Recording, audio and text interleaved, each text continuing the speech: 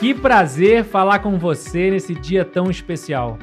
Meu nome é Vabo e esse é o VaboCast, um podcast sobre people skills, as habilidades pessoais, comportamentais e socioemocionais que são fundamentais para navegar nesse mundo de incertezas.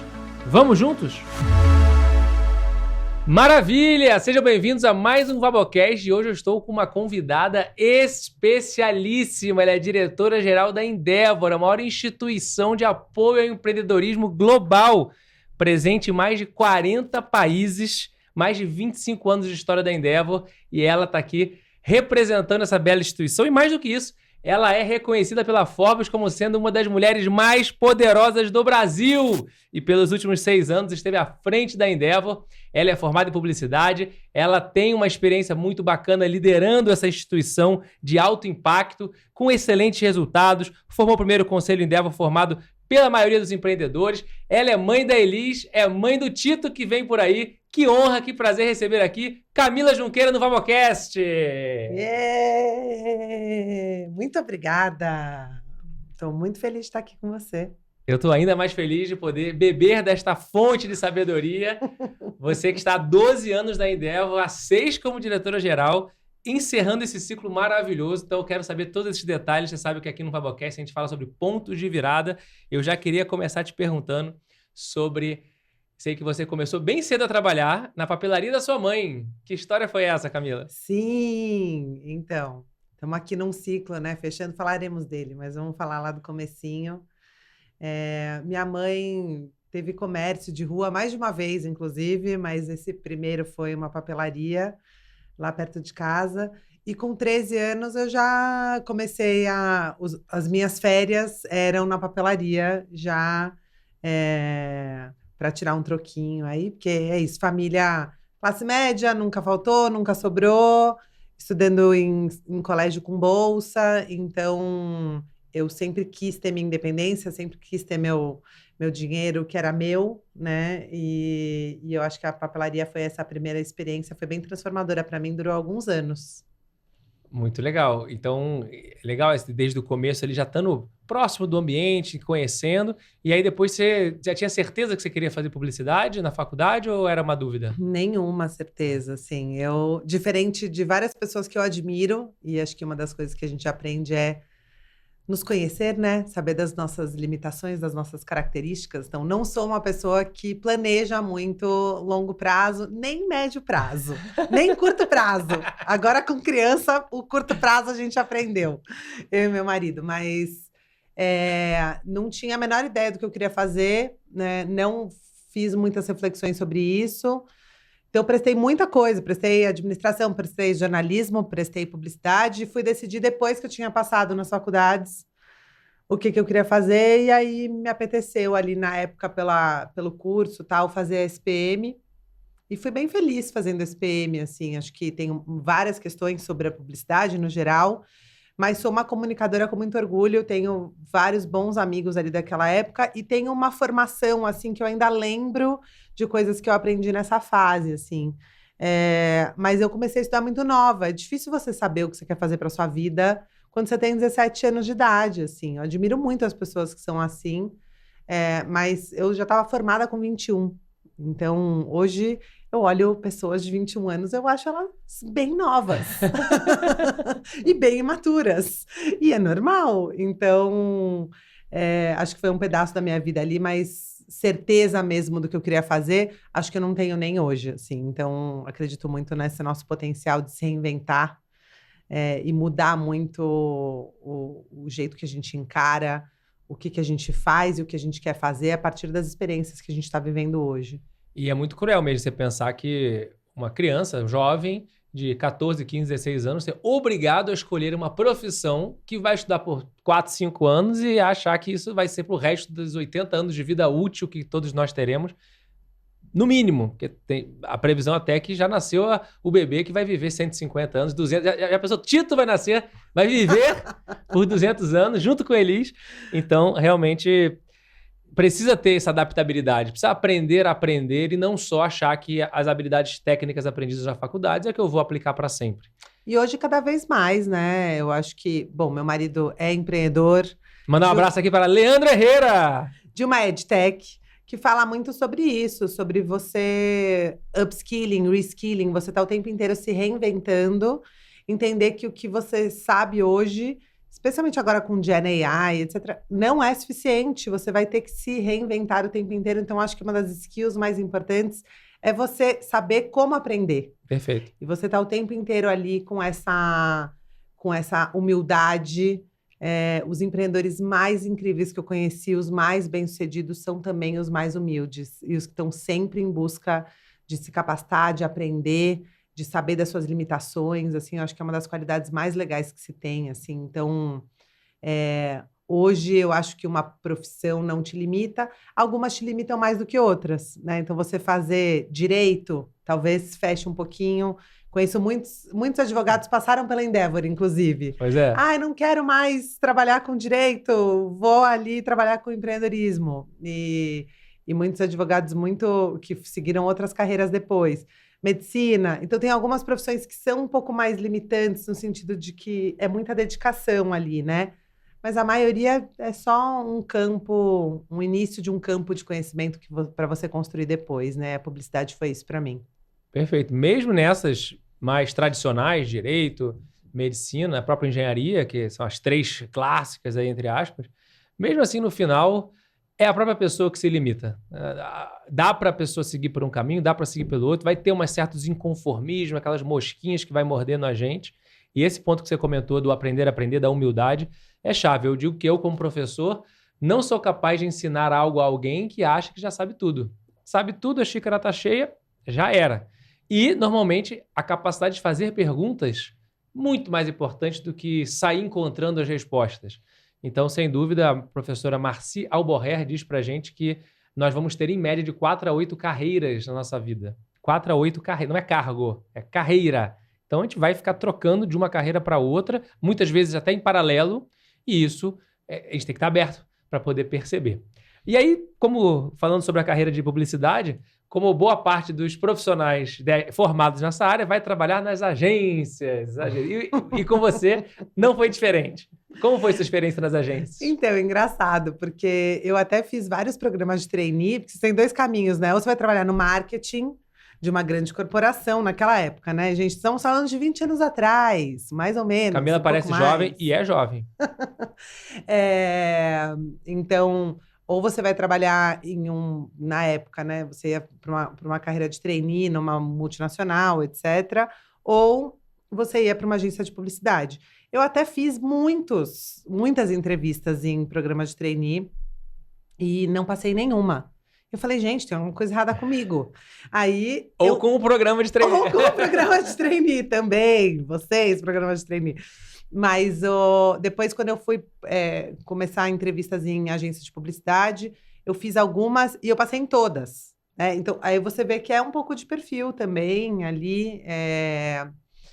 E eu acabei indo trabalhar como estagiária numa agência, que era a Fischer na época. Fiz uma carreira de alguns anos, assim, em agência. Então, já tinha trabalhado muito antes, então voltar a ser estagiária, né? Trabalhei uns 2 anos numa agência menor da mulher do meu pai antes de ir para agências maiores, assim, porque eu queria crescer e eu não queria me limitar a um lugar pequeno, né? Eu queria estar num lugar grande, eu queria ser um pequeno peixe num grande aquário e não o contrário, assim. Então, sempre tive essas ambições, assim, de conseguir aprender com mais pessoas, de aprender com especialistas, de conseguir crescer. E a agência foi isso para mim. Por muitos anos eu fui muito feliz. Esse ambiente muito... na época, né, tinha muito status, uma coisa meio de poder, assim, das festas, de ganhar presentes, essa coisa de publicidade ali, de conhecer famosos, fazendo filmes e etc. E um ambiente muito fun, assim, muito divertido e muito criativo, que acho que é o que mais me chamou e uma característica que é minha que eu fico muito feliz de tê-la, assim, né? Que é de levar a vida mais leve também e estar nesse ambiente mais criativo. Mas, em algum momento, os outros pontos foram pesando mais, assim, que é um ambiente extremamente competitivo, bem hostil, assim. Naquela época, muito assédio sexual, assédio moral, que não tinha esse nome e que era uma coisa super comum e que não era nenhum tema falado ali. Era tolerado, era tolerado, aceito, né? Em vários outros ambientes, mas em publicidade também. E eu senti que faltava propósito. Além disso tudo, assim, além de não estar feliz com o ambiente mesmo, e de ter tido experiências muito ruins de gestão, eu não queria trabalhar para vender mais carro, mais celular, assim. Então, eu estava bem frustrada nessa época. E foi minha primeira crise profissional aos 23 anos de idade. Olha aí, hein? Olha aí, coisa maravilhosa. Só um comentário que você falou sobre o programa de trainee, que você não passou em nenhum. Vou revelar também aqui, ó, pública. Acho que eu nunca falei isso. Ai, meu Deus! Vou revelar. Que quando eu tava saindo da faculdade também, emendei no mestrado. Quando eu tava saindo do mestrado, que aí finalmente eu ia começar a trabalhar, eu me inscrevi para processo seletivo de consultorias estratégicas. Sabe essas grandes consultorias, Big Five? Não era nem as auditorias, era consultoria, era McKinsey, Bain, BCG, tinha as brasileiras também. Vou dizer para vocês que eu não fui aprovado em nenhuma. Que bom, né, para você? Nenhuma. Depois a gente olha para trás. Que loucura, que loucura. Então, obrigado McKinsey, obrigado BCG, foi um prazer não trabalhar com vocês. Mas brincadeiras à parte, realmente, eu fiquei, o que tá acontecendo? Todos os meus amigos passando e eu não conseguia fazer aquele cálculo. Quantas bolas de gude cabem dentro de um avião? Quantas latas de tinta para pintar toda a frota da American Airlines? Realmente, acho que não é para mim, não. E, graças a Deus, não era para mim mesmo. Mas, olha só que curioso, esse ponto que você falou da má gestão. Sem dúvida, eu também tenho pessoas na minha trajetória, não só da questão do ambiente, porque esses ambientes tóxicos, que hoje tem esse nome, né? Ambiente tóxico, assédio, isso é intolerável hoje em dia. Por mais que ainda exista, mas existe todo um ambiente público, social, que não aceita mais determinadas ações antigas. E compliance, código de ética, coisas básicas, canal de denúncia, que não tinha naquela época. Pois é, o mínimo para você ter uma convivência e a própria pesquisa do Google mostrando que para você gerar um resultado, a característica fundamental da liderança é a segurança psicológica, para as pessoas poderem dedicar energia para gerar o resultado e não para se proteger ou se sentir insegura no ambiente de trabalho, né? Mas ainda bem que esse ponto, pelo menos, a gente percebe uma evolução boa, ainda dá para evoluir mais, mas tem uma boa evolução. E exemplos de pessoas que passam pela nossa vida para nos ensinar a não ser como elas, né? Também é importante a gente fazer essa diferenciação.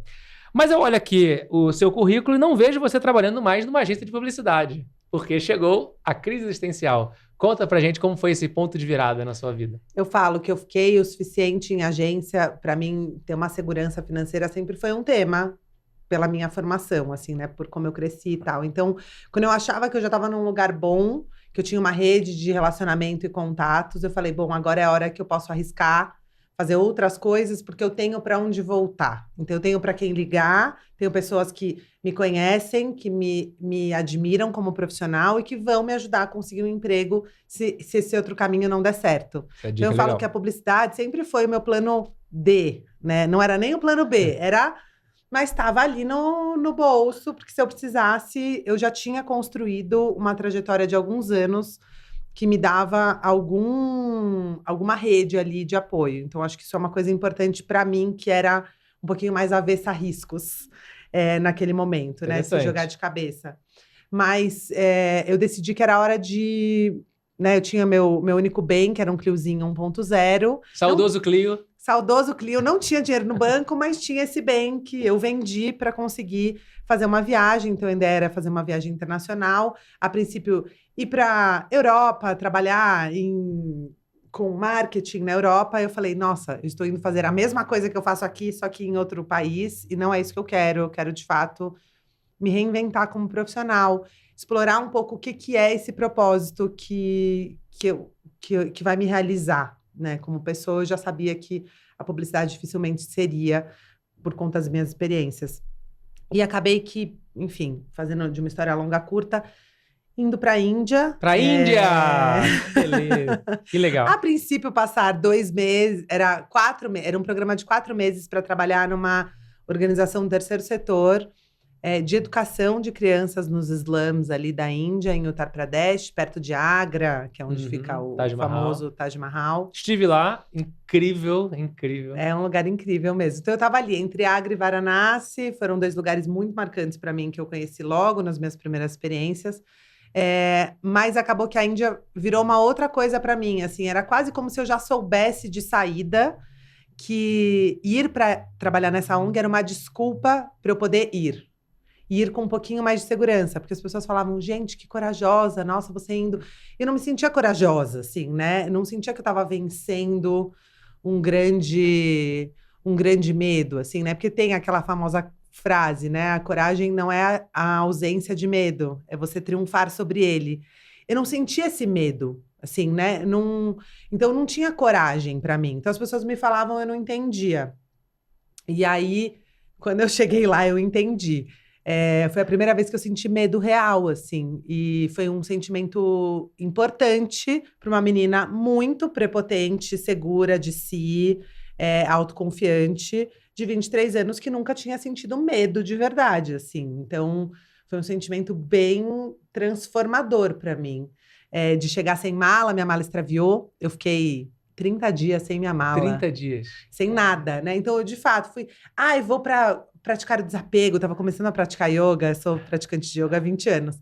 E eu tava, não, vou praticar o desapego e não sei o quê. E aí a mala não chega, eu falo, pronto. Lição começando O universo hoje. Tá te ensinando desapego agora com a mala. E aí o indiano para me buscar, chega para me buscar de moto. Então, trânsito da Índia, meus amigos, quem já foi sabe do que eu estou falando. Eu falei, meu Deus, eu vou quebrar meus 2 joelhos no meu primeiro dia de Índia. Assim. Muita buzina, muito barulho. Coisa do caos, do carro, da vaca, né? E eu numa motinho, sem mala. E aí eu chego na minha casa, que supostamente era o dorm, que a gente ia ficar, não tinha cama, não tinha geladeira, não tinha... Assim, era um negócio, Vabo, que assim... Aí sim, eu venci esse medo e fiquei um tempo nessa ONG, não deu certo, assim, não é que não deu certo, não era isso, né? Não era aquilo. Tinha algum lugar que eu sabia que não era isso que eu tinha ido fazer lá. E aí eu fui mochilar pela Índia, viajei alguns meses e acabei indo parar no ashram da Ama, que é uma guru indiana. E aí lá, sim, teve um despertar para mim de falar, meu Deus, o que é isso, né? Por mais que eu fosse praticante de yoga, não tinha nenhuma conexão com a espiritualidade ainda. E a Índia não era isso para mim necessariamente. Muita gente que eu conheci lá estava indo em busca de um guru. E isso não era a minha realidade. Mas eu dei de cara com uma. E foi uma experiência tão transformadora que eu falei, não, preciso entender o que eu estou vivendo aqui. E eu fiquei nesse ashram e eu morei lá 9 meses, dentro do ashram.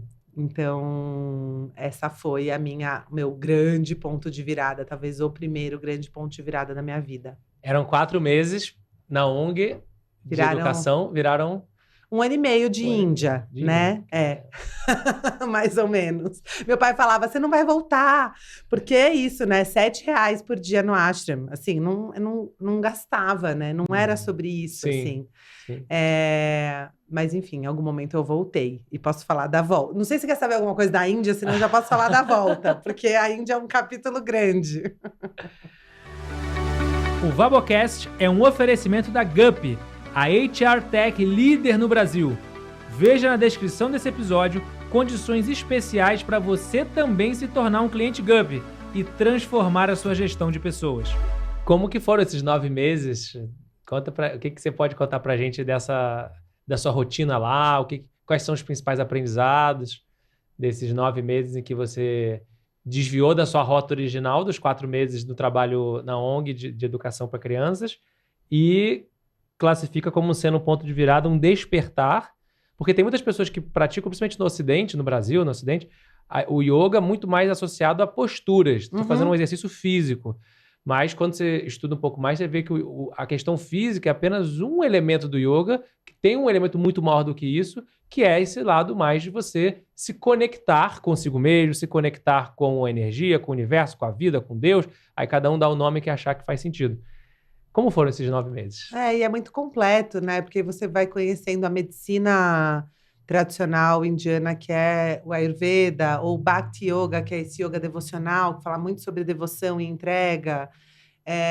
E aí, ou as escrituras, você vai ler as escrituras, eu estudei sânscrito no que demais. ashram, né? Patanjali. Então, putz, que lindo, assim, que é estudar sânscrito, que alguns dizem que é a língua dos deuses, né? Porque tem uma força no som, No né? mantra, né? No mantra, né? Que é da onde surgem os mantras. Então, eu acho que o ashram, e as pessoas têm uma imagem de ashram meio comer, rezar e amar, né? Esse ambiente tranquilo, tal. E aí é isso que eu falo dos romper os preconceitos. E é isso que eu mais gosto, e talvez uma das coisas que mais me defina é ser uma pessoa muito curiosa, muito aberta para novas experiências, assim. Eu sou muito livre nesse sentido, assim.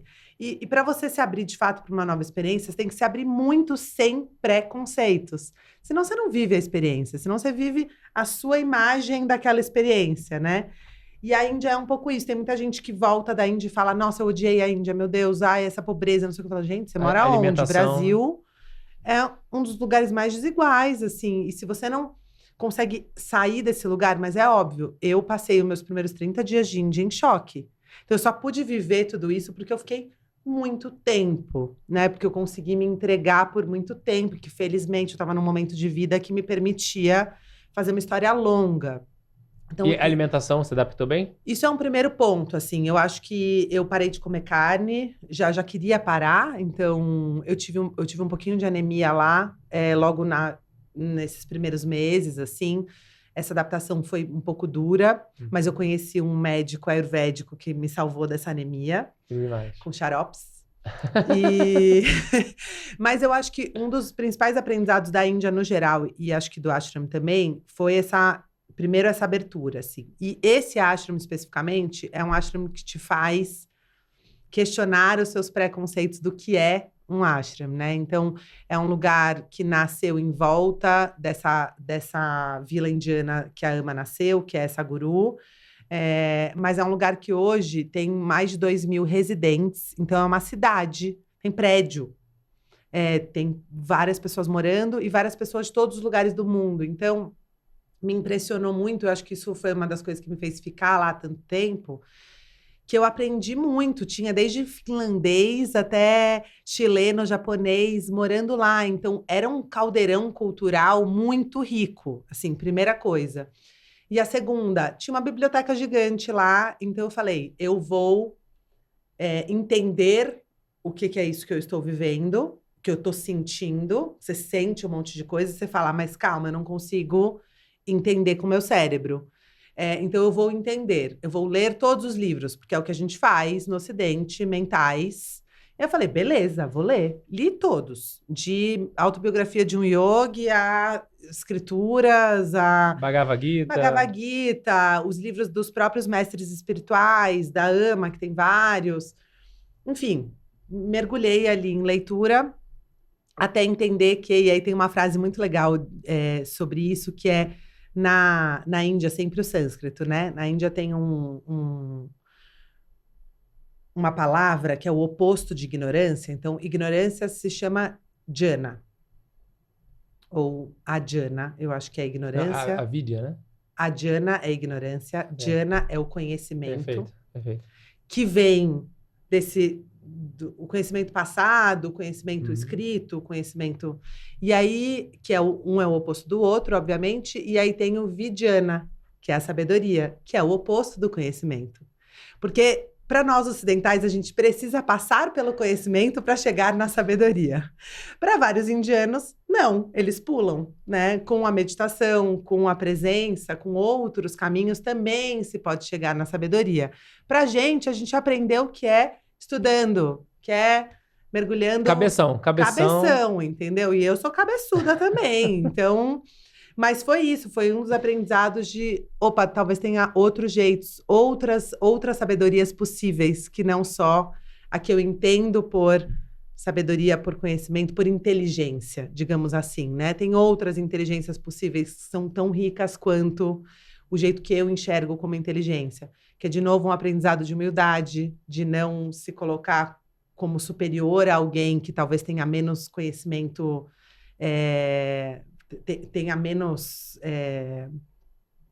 formação profissional do que Escolaridade, você, né? Você pode aprender com tantas pessoas, e eu acho que é isso, aprender o que cada um pode te ensinar, eu acho que também foi algo. Mas depois eu posso falar de rotina e tal, é isso, mas era rotina intensa, Era de estudo e trabalho ou só estudo? Estudo, trabalho voluntário, e como eu sempre fui muito trabalhadora, eu trabalhava tão ou mais do que eu trabalhava no Brasil, só que eu trabalhava feliz, eu trabalhava realizada, eu trabalhava...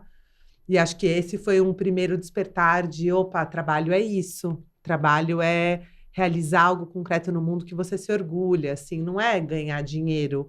O dinheiro em retorno, ele tem que vir como uma consequência, e não como uma busca primária, sabe? E eu acho que isso foi um aprendizado da Índia. E eu fui para a Índia lendo O Banqueiro dos Pobres, que é o livro do Yunus. Então eu estava muito nessa onda do negócios sociais. O Yunus foi dar uma palestra lá, porque além do ashram, a AMA construiu universidades. Hoje tem um polo tecnológico lá dentro do espaço lá do ashram, enfim. É um lugar que você não imagina. Você fala, acho que eu sei o que é um ashram, é o oposto do que você pode imaginar, assim, barulhento, caótico. E aí, quando eu voltei, e aí é isso, voltei. Para que seu pai não entrasse em desespero, isso. Você resolveu voltar. Foi um pouco isso. Por que você voltou? Por que você não ficou? Eu acho que foi uma combinação de muitas coisas, assim. Eu acho que eu tinha muita coisa para realizar como profissional. O meu dilema profissional, ele ainda estava lá. Eu tinha pausado, mas eu ainda queria descobrir quem era a Camila profissional. Eu não tinha nenhuma pretensão em morar num ashram, em ser uma renunciante, né? Tem muitas pessoas que abandonam a vida mundana para viver no ashram. Eu conheci várias delas e não era para mim. Eu tinha certeza que eu não era essa pessoa, assim, que eu queria materializar coisas no mundo, assim. Então eu tinha muito essa crença de que eu queria voltar, mas que eu ainda não sabia para fazer o quê. Então ainda era um dilema. E tinham questões familiares acontecendo também. Minha avó tinha falecido nesse meio tempo. A minha família estava estava numa fase bem difícil, assim. E eu senti que era a hora, assim. E voltei para meio que entrar nessa busca, sabe? Mas você pelo menos descobriu que realmente aquele ambiente da agência de publicidade não era algo que você toparia novamente. Isso, eu voltei, assim, de novo, ainda tratando a publicidade como um plano D. Tá. E indo explorar outras alternativas. E aí eu fiz formação de educadores da Waldorf, que é antroposofia, né? Que é uma outra linha ali do Rudolf Steiner, que é um alemão, que eu gosto bastante dessa linha. Minha filha estuda num colégio Waldorf, numa crechezinha Waldorf. E aí conheci muita gente que estava trabalhando com terceiro setor e negócios sociais, que eram as mesmas 5 pessoas que existem hoje. 15 anos depois, ainda não é que o setor mudou muito, vai. Sim, tem o Sistema B no Brasil, acho que tem vários cases interessantes, assim, mas de investimento de impacto, de organizações que trabalham com isso, continua bem pequeno, assim, um universo bem de nicho ainda, né? E era nessa época. Mas eu conheci todo mundo, sou cara de pau, vou, bato na porta, mando e-mail, tomo café.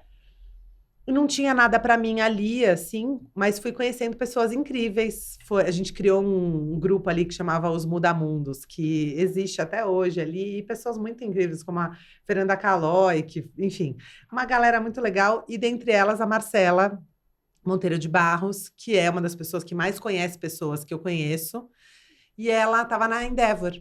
E ela falou, Camila, acho que tem uma vaga que é a sua cara aqui.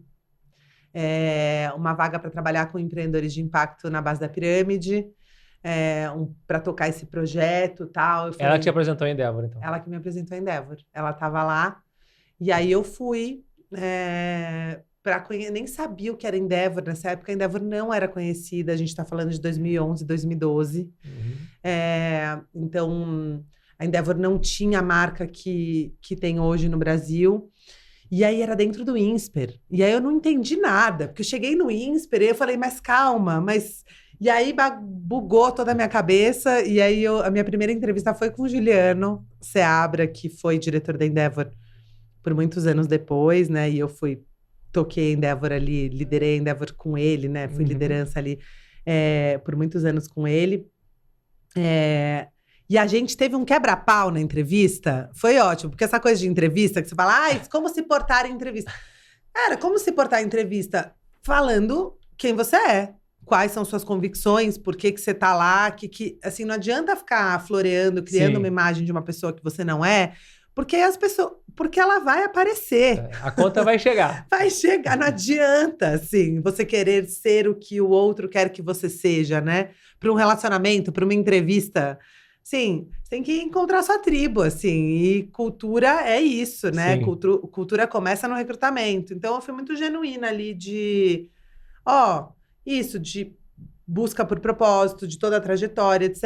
E falei, olha, eu acho que essa vaga é minha, porque eu quero trabalhar com empreendedorismo de impacto. Eu não tenho uma relação necessariamente com a Endeavor. Não conheço, não entendo muito essa coisa do empreendedorismo de alto impacto. Não é isso, mas é esse projeto. Eu quero tocar esse projeto. E a gente teve vários debates acalorados sobre empreendedorismo de alto impacto versus empreendedorismo de impacto. Mas, no final, I got the job. Consegui. Topou, deu certo. Ali, entrei na Endeavor com uma intenção de ficar 1 ano e meio e depois ir trabalhar com negócios de impacto, que era o que eu queria fazer. E aí, o bichinho da Endeavor me picou. E aí, enfim, a Endeavor me deu vários aprendizados, a gente pode falar deles, mas eu acho que o primeiro deles nessa fase foi, eu ajudei a selecionar mais de 80, 90 empresas com impacto na base da pirâmide.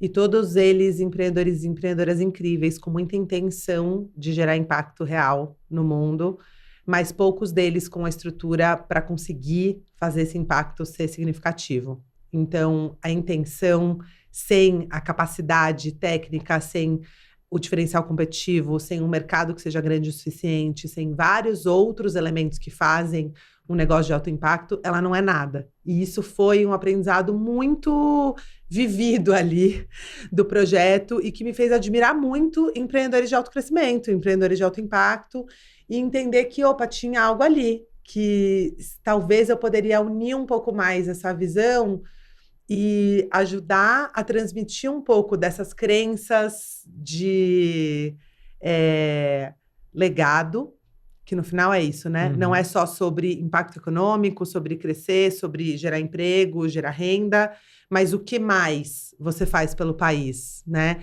E acho que isso estava muito no meu DNA, que na época não tinha esse termo, mas é um ESG antes do ESG existir, né? Que era essa visão de, tem uma visão um pouco mais sistêmica aqui do que é impacto. E isso me fez continuar na Endeavor. Muito bom, muito bom. Conheça o meu livro, Falar em Público é para você. Perca seu medo, desenvolva sua oratória e aprenda a ouvir melhor. Mais informações na descrição desse episódio. Nós já recebemos alguns empreendedores Endeavor aqui no Vabocast. Eu faço parte dessa rede maravilhosa, mas nada melhor do que ouvir direto da fonte. O que é a Endeavor hoje? O que é a Endeavor hoje? Para depois a gente seguir na história.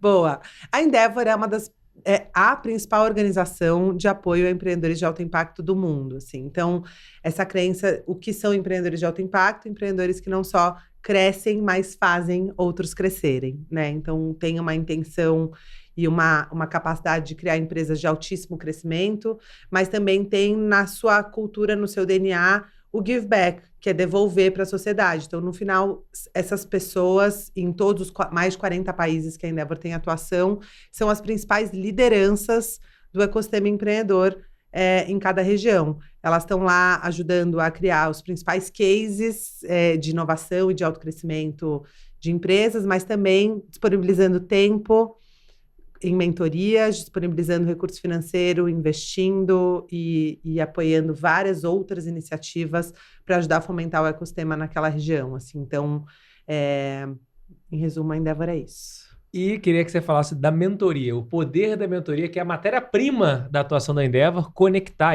particularmente, as melhores mentorias que eu recebi na vida.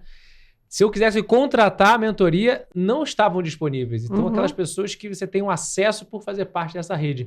Qual que é a importância de trabalhar com essa matéria-prima da mentoria? Conexão, eu acho que é o... Se você for pensar no que são os principais diferenciais competitivos da Endeavor, porque mentoria não é um diferencial da Endeavor. A Endeavor ajudou a cunhar esse termo, né? Que é basicamente você doar seu tempo para outra pessoa, acreditando genuinamente que vai ser o melhor que você pode fazer por essa pessoa, sem nenhum segundo interesse ali. E acreditando que outra pessoa fará o mesmo por você. Então, é isso. Eu lembro que os primeiros mentores os primeiros empreendedores da Endeavor não entendiam esse conceito e falavam, mas calma, essa pessoa desse calibre vai parar 1h30 do tempo dela para me ajudar esperando nada em troca? Ah, tem uma pegadinha aí. Então, tinha ainda um pouco essa crença. Mas isso é a base do que construiu, por exemplo, o Vale do Silício. É a base do conceito de máfias, né? De você conseguir um ajudando o outro e você, na mentoria, aprende muito mais também do que você ensina. Isso é uma frase que a gente escuta de todos os mentores. Então, você se doar, isso é uma coisa bem espiritual, né? Você volta lá para a Índia, você se doar é muito realizador, assim. Porque você recebe mais do que você está doando. Porque só o fato de você conseguir fazer o seu tempo ser relevante para outra pessoa dá um senso de realização que te preenche num lugar muito mais profundo, assim. Então, é sobre preenchimento espiritual mesmo, assim, né? Além do aprendizado, mas é o senso de accomplishment, assim, né? Esse senso todo mundo quer ser bom, ser visto como uma pessoa que se doa para os outros, né? Então, eu acho que tem um pouco... Não é tão abnegado, né? Tem sempre um interesse por trás de uma mentoria, porque você ganha muito. Mas, na Endeavor, acho que o diferencial não é necessariamente o conceito de mentoria, mas a capacidade de atrair uma rede muito qualificada, curadoria, e a capacidade de fazer boas conexões, que é o matchmaking. Isso é o diferencial da Endeavor. Então, entender essa dor aqui, ela se encaixa exatamente com qual perfil de pessoas. Isso foi algo aperfeiçoado ao longo desses 25, 30 anos de Endeavor, né? Endeavor começou em 98, 99, já existe no Brasil há mais de 25 anos. Então, é bem relevante esse diferencial, assim, que a gente vai aprimorando cada vez mais hoje, né? É uma das coisas que a gente gosta muito de fazer. Muito legal. E aí você foi se desenvolvendo, foi crescendo e chegou na posição número 1 no Brasil como diretora-geral da Endeavor. Como é que foi essa ascensão? E mais esse ponto de virada foi quando você assumiu a gestão desta instituição de alta relevância e não só alto impacto. Eu acho que assim, o que eu posso falar desse processo de ascensão, primeiro é sobre... Eu nunca fui a pessoa que planejava ser a diretora-geral da Endeavor. Eu achei que eu ia ficar 1 ano na Endeavor, mas quanto mais assumi como diretora-geral. Mas para mim, eu fui aprendendo, e é uma das coisas que eu falo muito de aprendizado para outras pessoas, que é saber quem você é e quais são os princípios que regem a sua tomada de decisão. Então, o que é importante para você como profissional? E para mim, tinham algumas coisas que eram muito chave e que a Endeavor checava todas as caixinhas, assim, que é a capacidade de estar com gente melhor do que eu, de aprendizado constante, então de conseguir me sentir desafiada e, ao mesmo tempo, ter um nível de autonomia que eu conseguia ver o que eu estava fazendo gerar impacto na ponta, assim. Então, eu sabia que eu era ouvida, isso era muito importante, assim. Então, tinham alguns elementos, assim, e além do fato de ser uma rede global, então, esse desafio também de você conseguir exercitar até a língua, assim, né? Eu aprendi espanhol quando eu tinha 20 anos, sei lá por que as pessoas falam, por que você aprendeu espanhol? Bom, porque eu tô no Brasil cercada por... hispanohablantes, então eu achei que era importante aprender espanhol. Eu sabia que eu ia usar? Nunca. E usei muito na Endeavor, né? E o inglês, então, de conseguir testar e aprimorar habilidades, assim. Então, acho que a Endeavor foi me oferecendo muitas coisas que para mim eram muito importantes como profissional.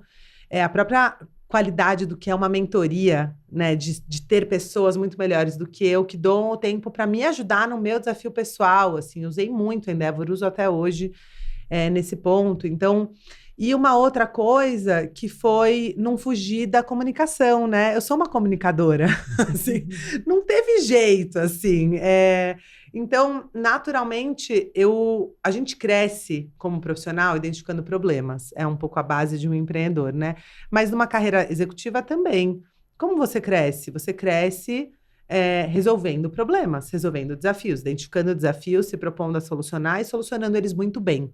E aí, quando você soluciona um desafio muito bem, você é Recebe exposto a um maior. E é assim que você cresce, né? Então, você fica sempre no desconforto se você quer estar num lugar que te proporciona autocrescimento. Você pode ir para uma outra carreira, uma outra linha ali de zona de conforto longa.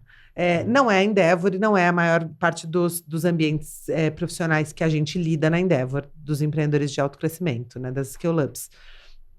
E, obviamente, eu tinha um skill muito grande em comunicação. Então, onde eu mais via problema e oportunidade era na comunicação. Então, eu naturalmente saí rápido ali desse projeto. Primeiro, forme sucessores, né? Se ninguém pode substituir, vão te deixar lá por mais tempo, assim, né?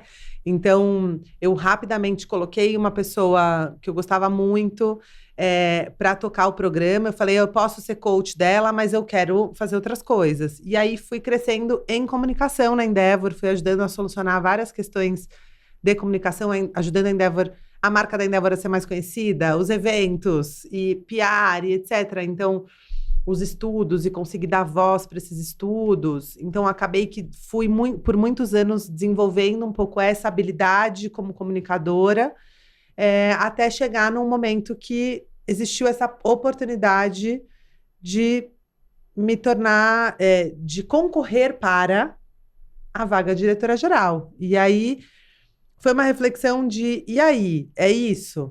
E aí eu acho que essa reflexão ela é importante porque muitas vezes as pessoas tomam decisão com base no que é meio que quase como uma obviedade, né? Ah, é claro, tem uma posição maior, então eu vou, né? Ou tem essa oportunidade, então eu vou.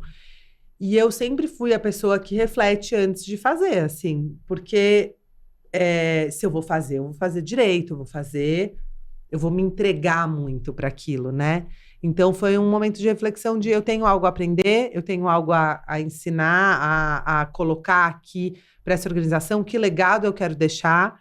E eu voltei para a história lá do ESG e falei, olha, só vai fazer sentido para mim se eu puder expandir um pouco esse conceito, para além de falar de impacto econômico, a gente expandir essa forma de falar do efeito multiplicador do empreendedor e de outras formas de impacto, que já está na essência do que é Endeavor, mas que não necessariamente a gente trabalhava tanto aqui no Brasil. Felizmente, o meu futuro chefe era o Fábio Barbosa, na época. Então, tive essa honra, esse privilégio de ter o Fábio Barbosa como chefe, como presidente do conselho da Endeavor, e ele topou, e eu me tornei diretora-geral em fevereiro de 2018. Olha aí, hein? Olha aí. Queria te perguntar, de 2018 até 2024, já tinha 6 anos de Endeavor. Já. Depois mais 6 anos, 12 anos. Você se tornou uma das maiores especialistas brasileiras de terceiro setor, de impacto. Isso com certeza. Queria perguntar a sua visão, seu olhar da evolução do terceiro setor, porque pelo que eu conheço, a Endeavor ela tem muitas práticas de gestão que são excelentes, práticas de excelência. O que você avalia em relação à evolução do terceiro setor e também as principais diferenças que continuam marcando o terceiro setor de uma gestão de negócios tradicional? Perfeito. Eu acho que várias vezes as pessoas, o time da Endeavor mesmo, confundia essas coisas, né? Porque como a gente tem muita referência de scale-up, de startup na rede, queriam meio que ditar esse mesmo ritmo para a Endeavor. E eu lembro que assim que eu assumi, por indicação do Fábio, eu li um livro que chama Forces for Good, que é um dos livros clássicos do terceiro setor, bem antigo, inclusive, mas que tem um pouco quais são esses elementos-chave que uma organização muito bem-sucedida do terceiro setor deveria ter. E é um livro, obviamente, falando de ótimos cases dos Estados Unidos, porque o Brasil tem pouquíssimos cases de sucesso no terceiro setor. A Endeavor é uma ONG capitalista. Ela está ali no limiar do terceiro setor. É muito raro você ter uma organização, e a gente, obviamente, usou muito disso e aproveitou muito disso para construir mais independência financeira, em que o elemento que você gera o impacto, que você proporciona o impacto público, que você está lá impactando, é um público que pode pagar pelo serviço que lhe é ofertado. Na maioria das organizações, que são mais filantrópicas, que têm um trabalho diferente, né? Me fugiu a palavra agora. Mas que tem um trabalho mais assistencialista, você não consegue fazer isso, né? O público que é impactado, as escolas públicas, as crianças, não é um público que consegue pagar pelo serviço. Então, você precisa encontrar a fonte de renda em outro lugar. Na Endeavor, não. Então, a gente conseguiu criar uma autossustentabilidade no modelo, construída ao longo de vários anos e saindo de algumas armadilhas, nos tornando mais independente de corporações e mudando um pouco a cara das nossas receitas, muito porque a gente podia, né? Mas quando eu olho para o terceiro setor no Brasil, de fato, eu entendi que eu era uma pessoa que estava à frente de uma organização do terceiro setor, com as partes boas e ruins de estar no terceiro setor, e um terceiro setor muito imaturo. Então, o Brasil ainda é muito imaturo em relação a outras economias, como os Estados Unidos, no terceiro setor, assim como é ainda no ecossistema empreendedor. E acho que uma das imaturidades mais latentes é que a filantropia no Brasil ainda é quase inexistente, e a gente, como Endeavor, está lá estimulando os empreendedores a ter um olhar mais atento a isso, né? Que é, beleza, você chegou lá, como você devolve? Né? E beleza, se devolve criando fundos, sendo LP de vários outros fundos, investindo, doando, mentorando, mas também criando outras iniciativas. Então, tem vários empreendedores que têm ótimas iniciativas sociais, iniciativas de conhecimento que são super interessantes, assim. O Davi, hoje, uma referência para a América Latina, criando o Vélez Reyes e se comprometendo a entrar para o Giving Pledge, né? Ele é o segundo latino-americano a entrar para o Giving Pledge, ele e o Eli Horn. Que legal. O que isso quer dizer? Que eles se comprometem a doar mais da metade da fortuna deles em vida. Isso é muito importante, mas são 2 na América Latina inteira. Então, assim, a filantropia no Brasil está muito atrasada. Muito. Então, isso é uma coisa. O que acontece com a filantropia atrasada? Tem pouco dinheiro. E o dinheiro está nas mãos das mesmas pessoas. Então, todas as organizações do terceiro setor dependem de meia dúzia de filântropos para conseguir se sustentar. Então, é um ecossistema que, se você for me perguntar o que eu mais gosto, assim, o que eu mais acredito para o futuro do país, é nesse desenvolvimento do terceiro setor. Tem algumas pessoas que estudam isso, que falam super bem. Tem um cara que chama Dan Pallotta, que ele escreveu um TED super legal sobre isso, falando sobre como a remuneração mesmo do terceiro setor tem que mudar. Se as pessoas não são bem remuneradas, elas não vão trabalhar no terceiro setor, elas vão para o setor privado, elas vão para as consultorias. Então, você não tem os melhores talentos onde você não é remunerado à altura, sabe? Então, tudo começa com uma mudança de mindset mesmo e começa tendo mais recurso disponível para o terceiro setor, assim. Então, eu acho que tem muito potencial ainda, tem muito problema para resolver, e o setor privado não vai resolver sozinho. Então, precisa do setor público, precisa do terceiro setor, cada um com seu papel, mas a gente ainda está longe. Essa que é a minha análise do terceiro setor. Daria um podcast inteiro sobre o terceiro setor, um podcast inteiro sobre a Índia. Opa! Se você está gostando desse episódio, imagina levar esse conteúdo para o seu time. Conheça as minhas palestras e treinamentos e aproveite essa oportunidade para provocar e desenvolver liderança e habilidades pessoais em sua equipe. Mais informações no descritivo desse episódio. Conta mais sobre como foram esses 6 anos de Endeavor. Já nós estamos lançando esse episódio aqui provavelmente vai ser na sua última semana, então olha aí a sincronicidade acontecendo, isso. no modo da última semana. Então também é um podcast em homenagem ao seu legado na Endeavor. Fechando um ciclo. Fechando esse ciclo, é um podcast de gratidão pela sua trajetória nesses anos todos. Então conta, como foram esses 6 anos à frente da Endeavor como diretora-geral? Boa. Eu sou muito apaixonada pela Endeavor. Eu só tô na Endeavor há tanto tempo porque eu realmente acredito no que a gente está fazendo e acredito em vocês, né? Como os grandes vetores da transformação ali do ecossistema, né? É muito legal estar com gente inspiradora ali no dia a dia e aprender muito. E eu acho que quando eu assumi como diretora-geral, é isso. Eu primeiro construí um pouco essas grandes... os grandes legados que eu queria deixar para a Endeavor, mas eu confesso que eu demorei um pouco para conseguir endereçá-los. Primeiro ponto, porque eu tinha 32 anos, eu era CEO pela primeira vez de uma organização com uma super visibilidade já na época, assim, então um desafio gigantesco e com pouquíssima experiência como CEO, né? Nenhuma, na verdade. Então, eu aprendi tudo, assim, na raça, apanhando muito. E eu acho que o momento mais difícil da minha vida profissional foi quando eu assumi como CEO, assim, de solidão. Então, me identifico muito com os empreendedores nesse lugar, né? Então, de me sentir sozinha, porque esse espaço que o seu time não são seus pares e o conselho também não é. Então, e aí eu não tinha nem muito para onde pedir ajuda, porque os mentores da rede, os empreendedores também tinham seus interesses e tinham também um papel ali naquele ecossistema. Então, também não podia demonstrar fragilidade dentro desse universo. Então, muita solidão. E um momento de mudança de gestão, que agora eu sei, mas na época eu não sabia, é um momento que balança muito a organização, assim. Então, teve muitas saídas, então muitos gestores estavam lá há muito tempo saindo. Então, eu me sentia, eu falo dessa imagem, assim, que é como se eu fosse a capitã de um navio, eu tivesse acabado de pegar o leme e um monte de gente pulando do navio. Assim, então,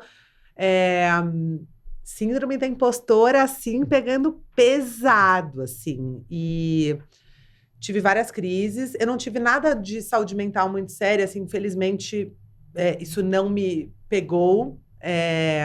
Mas eu tive crise de choro, assim, do meu marido ficar preocupado, assim, um dia, sabe, de... E aí, no dia seguinte, tava ótima, e ele tava mal, assim, ele tava... Ai, meu Deus, a Camila, eu tô ótima, já chorei, tudo que eu tinha que chorar, agora eu vou fazer.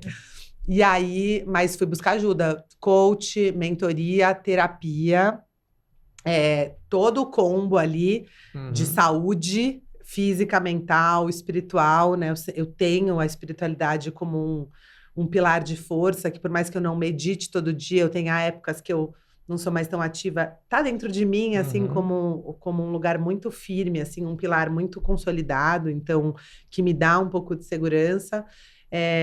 Mas foi muito de construção e aprendizado ali para eu conseguir vencer as primeiras barreiras ali, né? Montar time, construir confiança de time, etc. E depois começar a construir alguns pilares que foram chave ali da minha gestão. Então, a própria visão de diversidade para a Endeavor é algo que eu fortaleci muito, assim, eu acredito muito nele. A visão do efeito multiplicador, né? Do papel do empreendedor para a construção de um ecossistema, né? Essa visão das bubbles que a Linda fala, né? De a capacidade que poucos empreendedores e empreendedoras têm em gerar um impacto desproporcional no ecossistema mesmo, impactar dezenas, centenas de outras empresas, assim. Então, essa mudança da cara do conselho, a gente trabalhou com reforma tributária, né? A gente aprovou a reforma tributária, foram 6 anos de trabalho, assim, trabalhando com pessoas muito competentes, muito melhores do que eu para isso acontecer, assim. Então, aí tem vários elementinhos que eu tenho muito orgulho, assim, de ter deixado, mas foi muito, muito um dia depois do outro, assim, eu acho, sabe? Eu acho que nada foi uma grande construção, uma visão de eu quero chegar lá daqui a 6 anos. Foi o que a gente precisa fazer amanhã? O que a gente precisa fazer nos próximos 6 meses? Eu sou bem essa pessoa de gestão, né? Como é que a gente afina? OKR, vamos colocar meta, vamos quebrar a meta por por quarter ali, por semestre. Vamos entender o que dá para fazer agora, qual é o próximo tijolo, qual é o próximo tijolo. E aí, felizmente, 6 anos depois, você vê a casinha ali e dá um orgulho de ver que você construiu cada tijolinho que tá lá, né? Muito legal, muito legal. A história do ecossistema empreendedor, da maturidade do ecossistema empreendedor brasileiro, se confunde com a própria maturidade do entendimento da vocação da Endeavor. Foi muito misturado mesmo, assim. Eu tive o privilégio de entrar na Endeavor em 2012. 2012 foi o ano que o Paulo começou a 99, que o Alfonso, o Wagner e o João começaram o Ebanks, que o Sérgio começou a Acreditas, acho que o Eric e o Bruno, o Gui, começaram a RD logo meio nessa fase. Tava assim, era um começo de um potencial do Brasil, assim. O Davi também, eu acho que foi bem nessa época, esse potencial de tecnologia, eram as primeiras empresas de tecnologia surgindo, assim. Eu estava lá vendo aquilo acontecer e a Endeavor, até lá, já tinha 12 anos de Endeavor, quando eu entrei. Mas esses 12 anos eram de construção das bases, que era uma cultura empreendedora é possível. O empreendedor não é o vilão da novela. O empreendedor é o que vai construir, vai construir a estrutura para que o Brasil possa ser muito mais do que ele pode ser, assim. E isso é uma mudança de crença. É o universitário que não quer trabalhar na McKinsey, mas quer começar uma startup, né? Você não teria emprego como professor de empreendedorismo 12 anos atrás. Porque não tinha, né? Eram e 2012 foi quando eu comecei a dar aula de empreendedorismo. Foi nesse ano também. Foi onde a Stone começou em 2012. Foi quando eu comecei a dar aula de empreendedorismo. E eu escolhi exatamente porque era um Oceano Azul. Porque não era um tema... Não tinha ninguém dando, era uma coisa... A PUC já tinha uma iniciativa aqui, outra ali. Mas não era uma coisa... Tava borbulhando ali o comecinho. Tinha acabado de lançar o Canvas... Era patinho feio ainda, né? Era meio ainda... Era eletiva da matéria. Hoje tem faculdade de empreendedorismo. Na época era... E eu falei, tem um Oceano Azul aqui. Então, é onde eu queria começar ali também. Então, é muito legal ver o que aconteceu com a tecnologia no Brasil nesses últimos 12 anos. E eu me sinto muito privilegiada de poder estar lá, né? Estar lá vendo essas cases nascerem, acompanhar alguns desses cases do comecinho até... onde eles estão hoje, potencialmente até um exit daqui a alguns anos. Você vê, a Endeavor, 99 e 2000. Até 2012, contava nos dedos de uma mão negócios de tecnologia. Ah, sim. De 2012 para cá, é 99% com certeza, tecnologia. Né? Mesmo que não é um setor mais tradicional, tem tecnologia ali impactando. Então, se confunde também com o advento da tecnologia no mundo. Incrível, muito legal. E aí vamos falar desse o outro ponto de virada-chave, que foi você já como diretora-geral, virou uma mãe. E isso até... Um novo empreendimento. O novo empreendimento, mais importante. E até tem bastante a ver com essa fase, porque eu engravidei na pandemia. E a Endeavor mudou muito por conta da pandemia, assim, né? E essa visão de tecnologia e da gente conseguir se reinventar, acho que uma das qualidades da Endeavor, que eu acho muito admirável na cultura mesmo, é essa capacidade de se reinventar, adaptabilidade. Então, a gente não contrata pessoas que não acreditam, não são adaptáveis e não se adaptam rápido. Porque a Endeavor não é a mesma de um ano para o outro. Nunca... Assim, a gente muda estrutura, muda org design, muda meta, muda produto, muda tudo. Por quê? Porque a gente está lá a serviço do ecossistema. Se o ecossistema muda, a gente tem que mudar junto. E a pandemia fez isso mais uma vez, né? Então, primeiro, quando a gente começou a perder os primeiros cases lá, quando perdeu o Buscapé, por exemplo, né? Que era muito pequeno, depois virou grande para a Endeavor. E esses primeiros cases de tecnologia que a Endeavor perdeu, foi um alerta de, a gente precisa selecionar mais cedo, a gente precisa estar mais de olho nessas empresas de tecnologia. E foi quando a gente criou os programas de aceleração, que hoje são uma referência para a Endeavor. Até hoje, a gente já mudou ele várias vezes, mas o Scale Up está lá, firme e forte, e sendo um programa que é uma referência hoje no Brasil, e que a gente consegue atrair os principais cases de tecnologia para dentro do programa. Quem é das antigas vai lembrar, né? Startup Network, aí virou Promessas. Promessas. E aí... E agora o programa Scale Up. Teve nas suas várias versões. Várias versões, verticais, regionais, tal. E agora um programa unificado, com uma visão de atrair os melhores mesmo do Brasil inteiro, mas com uma visão muito grande de diversidade regional, pessoas negras fundadoras, mulheres fundadoras. 30% da turma tem mulher, 30% da turma tem pelo menos uma pessoa negra. A gente olha para todos os estados do Brasil. Então, assim, a gente acredita muito nessa diversidade como elemento-chave para fazer um bom programa. Mas a gente estava falando da pandemia. A pandemia também reinventou muito a Endeavor, como, por exemplo, a gente fazer várias coisas que a gente fazia presencialmente de forma online. E isso deu uma qualidade para a Endeavor, que os programas, a seleção internacional da Endeavor, a última etapa sempre foi uma etapa com mentores do mundo inteiro, e ela sempre foi presencial. A pandemia fez essa etapa ser online.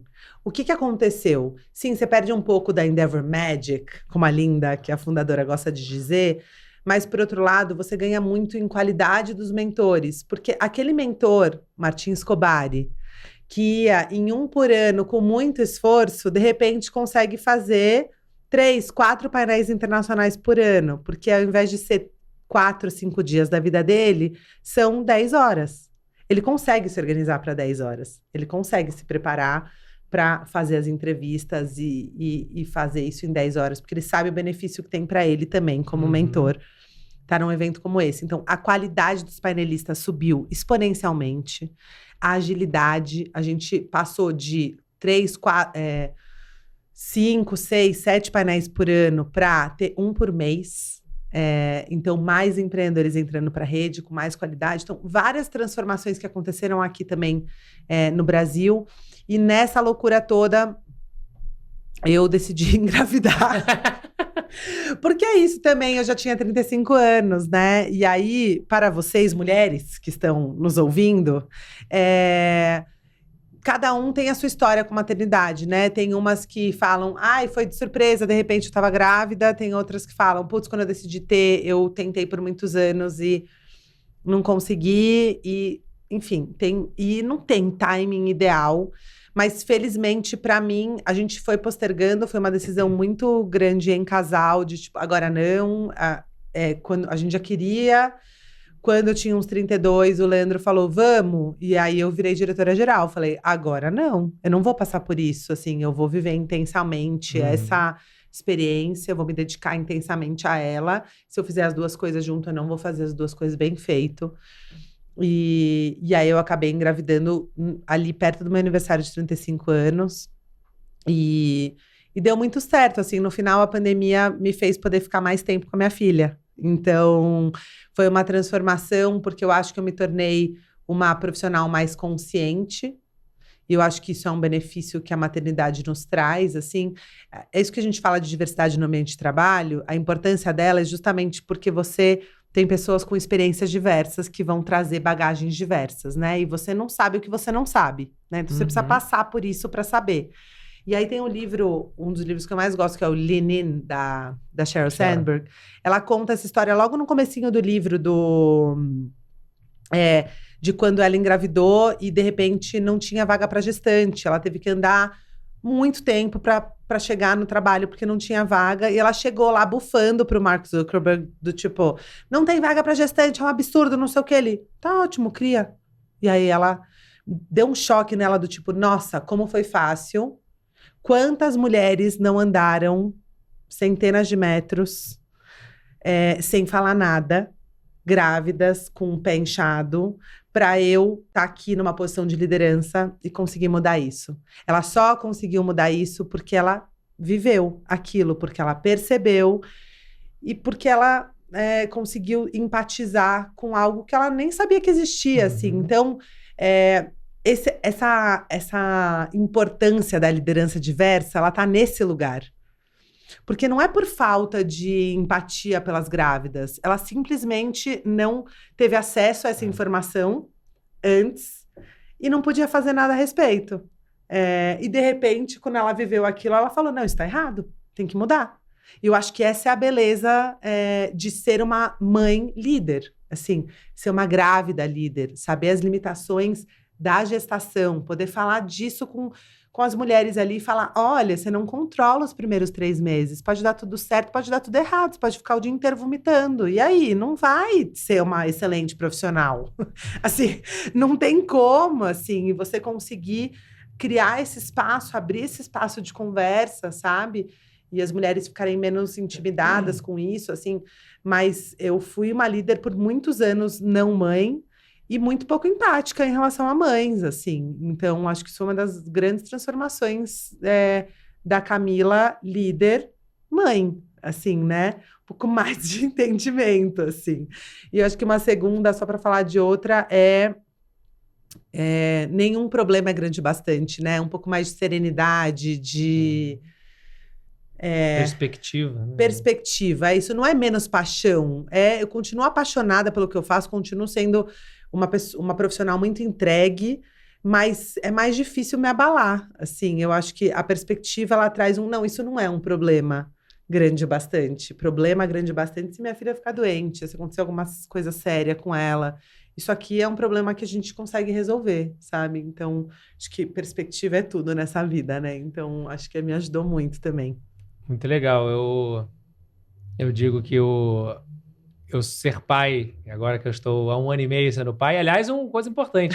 Eu comentei aqui no Vabocast que eu já li mais de 9 livros desde que eu virei pai. A maior parte foi Camila que me indicou. Uhum. Camila me indicou. Eu ouvi o podcast dela indicando, depois conversei com ela.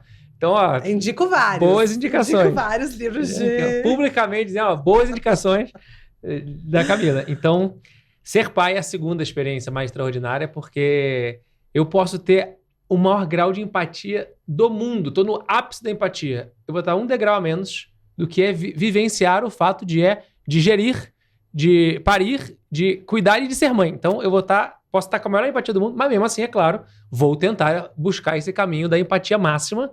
Estaria 1 degrau a menos. Quando você passa realmente pela situação e você vive isso, é uma oportunidade que você tem. Se, eventualmente, biologicamente, eu não vou conseguir ser mãe nessa vida, né? Quem sabe na próxima, se tiver próxima, não.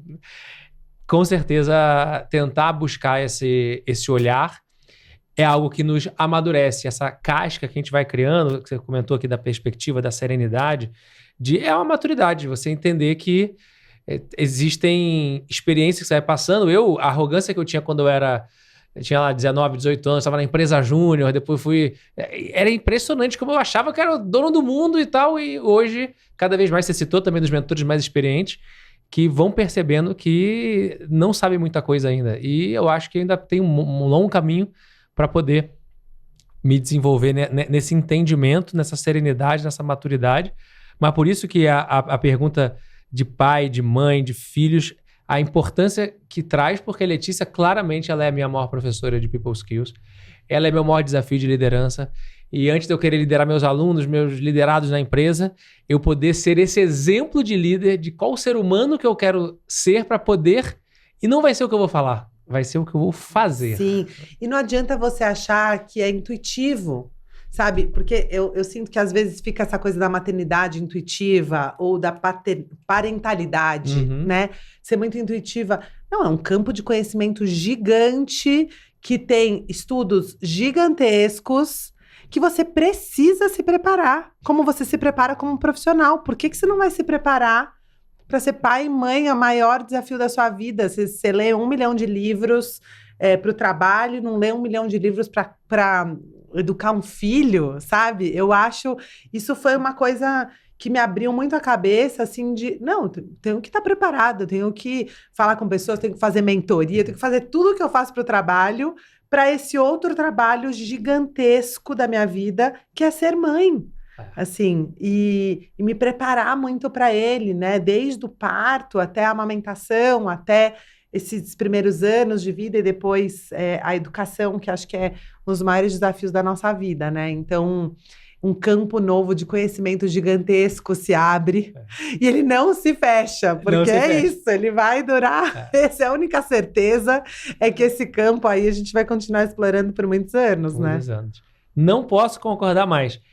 E agora vem o Tito. Depois da Elisa, agora vem o Tito. Então, pra gente fechar esse primeiro bloco aqui e partir pro bloco final, quais são as perspectivas agora da chegada do Tito, junto com a transição da Endeavor? A gente sabe que daqui, pela gravação do podcast, a qualquer momento... A qualquer momento você vai fechar o seu ciclo.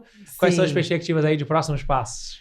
Eu acho que, felizmente, a maternidade deu muito certo para mim, junto com a profissional, assim, eu aprendi a reconhecer isso, ser grata por essa possibilidade ali, esse privilégio que o universo me deu mesmo, assim, e receber muito bem, tanto a chegada da Elis ser na hora certa, do jeito certo, tá no momento bom profissional e conseguir equilibrar bem os pratinhos com todas as dificuldades, que elas são várias, mas com muito privilégio também de como tocar.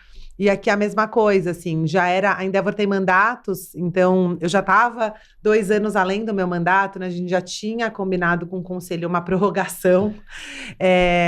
Então, muito por conta da pandemia, etc., eles me pediram para ficar mais tempo e a gente combinou mais 2 anos dos 4 anos, que é o mandato tradicional de diretora-geral.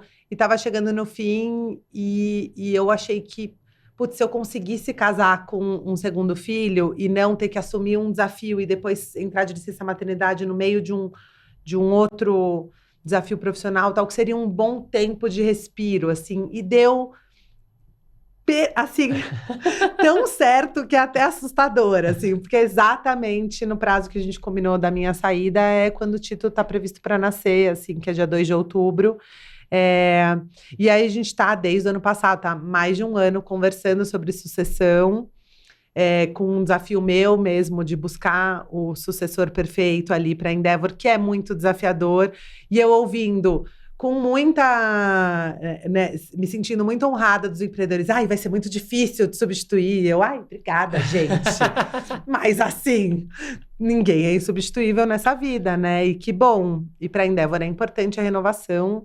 E eu fiquei tão feliz com a pessoa porque fui eu que passei a mão no telefone e falei: Anderson, eu acho que é para você, eu acho que é tão perfeito para você, assim, eu tô bem feliz, né, que ele topou, depois de muita negociação, né, mas uma pessoa muito experiente, porque eu acho que a Endeavor é grande o bastante para caber um Anderson Tess, assim, né? Ela é grande o suficiente para, numa próxima, ter alguém que vai levar a Endeavor para outro lugar, para outro patamar e que vai conseguir fazer coisas que eu não fiz, que eu plantei sementes para outras coisas que vão nascer, assim. Então, deixando alguém melhor do que eu, definitivamente no papel, muito feliz, muito grata ali de ter ele à frente da organização e vou continuar perto, né? Porque é isso, a gente tem uma frase que a Endeavor você sai da Endeavor, mas a Endeavor não sai de você, assim. Então, continuarei uma Endeavor alumni com muito orgulho, vendo essa trajetória. E de próximo passo é o vazio mesmo, assim. Eu acho que as pessoas falam, você vai tirar um sabático? Eu não, vou tirar uma licença maternidade, que é bem diferente, mas que vai me dar um espaço de vazio, de não ter o e-mail para ler, de não ter a ligação, porque eu, na primeira licença, voltei muito antes da hora mesmo, porque, como CEOs, sim, os principais pepinos são nossos, né? Então, se ninguém consegue resolver, chega na gente, assim. E chegou em mim, e foi um rompimento ali da licença que foi duro. Então, eu tô bem feliz de poder viver esse respiro numa licença maternidade, cuidando do meu bebê e da minha outra bebê, que vai também conseguir ter a mãe dela mais próxima. E tendo esse respiro depois de 12 anos para colocar as coisas em perspectiva, entender exatamente o que eu quero materializar ali no mundo de novo, sabe? Então, sem pressa ainda para saber o próximo passo, mas com certeza já tô aí em alguma outra empreitada, só não sei ainda qual. Com certeza, muito merecido esse descanso. Fechamento de ciclo muito importante, até porque você está deixando um sucessor e fazendo a transição e dando a continuidade. Isso muitas vezes, a sucessão é o maior tabu que existe. Você falou de só dá para ser promovido se você tiver um sucessor. Senão, como é que você vai deixar um buraco quando você está indo? Então, realmente, essa transição brilhante que você conseguiu se organizar e planejar. Hoje é dia 27 de setembro, então nós estamos terminando o Encontro de Empreendedores no dia de hoje. Semana que vem tá vindo o Tito, ou será que já veio? Mas vamos torcer para que seja ali na data certa. Esteja no forninho. Ele vai vir na data certa. Então, uma boa hora pro Tito e que realmente esse ciclo, parabéns por toda a sua trajetória, por você ter contribuído e amadurecido ainda mais o ecossistema empreendedor brasileiro. Muito obrigada. E aí, vamos para o nosso bloco final. Um livro que você recomenda? Eu falei 1 milhão de livros aqui, né? Ótimo. Então, eu queria falar... Eu tô lendo muito sobre transições. E como eu tô nesse tema, eu gosto de recomendar coisas que estão na minha vida, né? Na minha cabeça. E tem um livro que chama Life is in the Transitions. Então, a vida acontece nas transições. Eu acho que essa tradução é de um New York Times bestseller, que é o Bruce Feiler, que é um super autor, marido da Linda, como curiosidade, marido da fundadora da Endeavor. Mais uma sincronicidade. E ele faz é bárbaro esse livro sobre os desafios, sobre como a vida não é linear, sobre como a vida é feita de grandes transições, grandes eventos que disruptam a nossa vida, seja eventos voluntários como ter um filho, ou involuntários como ser demitido, como perder alguém querido, e como você aprende a navegar por esses life quakes, né? Por esses grandes terremotos que acontecem na nossa vida e sair mais forte deles. Tem então, português? Assim, não sei dizer. Eu acho que não. Tá. Mas é um livro que vale muito a pena para vocês que leem inglês. Sempre prefiro ler na língua original, mas acho que vale procurar, não sei se tem em português. É que você vendeu muito bem o livro, então fiquei com vontade de ler. Boa, então leia. Vou ler. Se você pudesse tomar um café com uma pessoa viva ou morta, quem seria e qual a pergunta-chave? Mentoria. Eu acho essa muito difícil, sabia? Porque tem vários ângulos, né? Tem desde a maternidade até filosofia, até coisas muito... Então, você me deu esse spoiler antes, eu fiquei refletindo e eu já mudei várias vezes a resposta e... Eu não sei, assim, como eu tô no tema...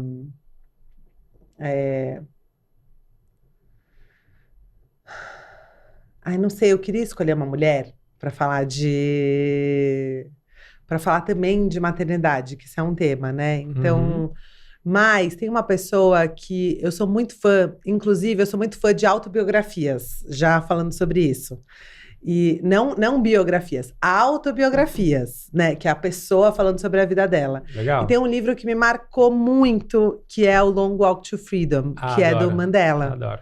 Então, esse é uma pessoa que eu nem sei o que eu perguntaria para ele. Eu acho que eu perguntaria grandes life lessons, assim, uma das coisas que eu tenho pensado muito, assim, que tem vindo para mim é quais são as grandes convicções da sua vida que elas permanecem? Porque várias mudam, mas o que fica, né? E eu acho que as pessoas, quanto mais elas chegam no final da vida, mais clareza, perspectiva que a gente estava falando, elas têm das coisas que permanecem, né?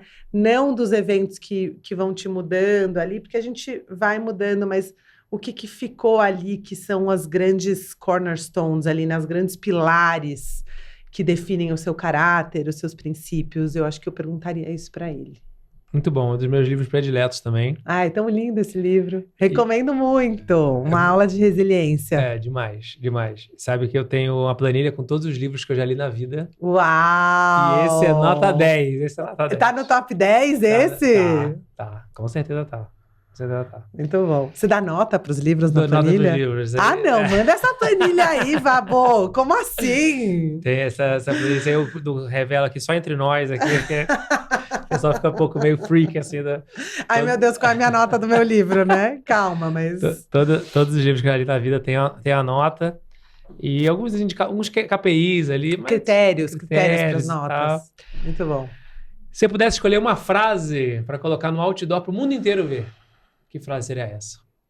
Então, eu vou falar mais ou menos a frase, tá? Porque eu não vou lembrar exatamente a frase, porque eu sei ela em inglês, mas eu vou falar em português, que é do livro do Clayton Christensen, que é do How You Measure Your Life, que ele fala que é mais fácil se manter fiel aos seus princípios 100% do tempo do que 98% do tempo. E como eu tô muito nesse tema, assim, né, de propósito, de próximos passos, tal, eu acho muito emblemática essa frase, porque ela fala sobre você não ceder, né? Ceder às pequenas tentações, do tipo, só essa vez, só. E, e isso rompe um elo ali, né, que você tem com você mesmo, sobre o que você acredita sobre a vida, sobre os princípios que regem a sua tomada de decisão, assim. Então, eu acho bem bonito, assim. É uma frase que tá comigo. E requer um autoconhecimento para você saber quais são os seus princípios, em especial os inegociáveis. Isso. Para você não negociar jamais, em nenhuma hipótese. Exato. Muito bom. Existem 440 mil palavras na língua portuguesa. Aff. Que palavra define Camila Junqueira? Mas são tantas, né, Vabo? Que difícil você ter Um livro, uma frase. Uma palavra, assim. E eu pensei, eu acho que tem várias palavras que me definem, mas acho que tem uma que talvez abrace todas elas, que é essa curiosidade, assim, inerente a quem eu sou, assim. Então, eu acho que isso é uma palavra que me define muito, que me faz me abrir para experiências muito diferentes do que, né, conseguir explorar novos campos e não ter nada que me trave, nada que eu considere que seja muito uma zona não explorada, assim, né? Então, acho que curiosidade, sem dúvida, é uma palavra que me define bem. Muito bom. Inclusive, só dá para ter inovação se primeiro a pessoa se mantém curiosa para fazer perguntas, para explorar, para quebrar crenças e padrões. Então, curiosidade, muito bom. Como você cuida da sua saúde?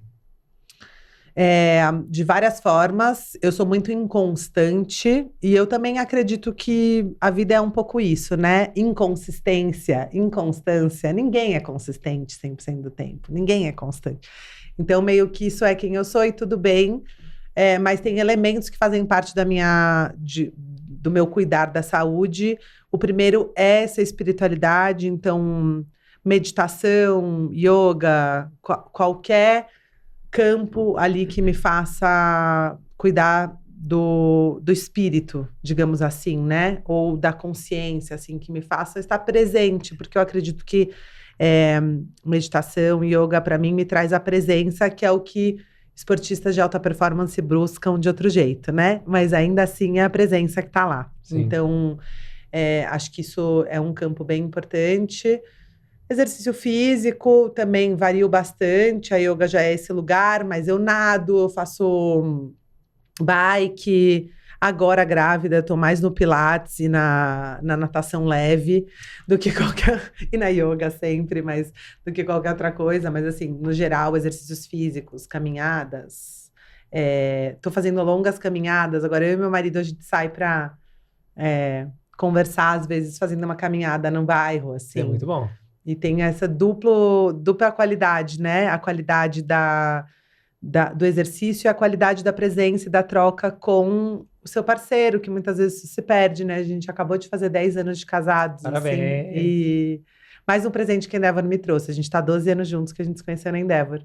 Mas acho que é uma qualidade bem interessante. Eu acho que saúde é isso também, assim, né? Então, nesse lugar também.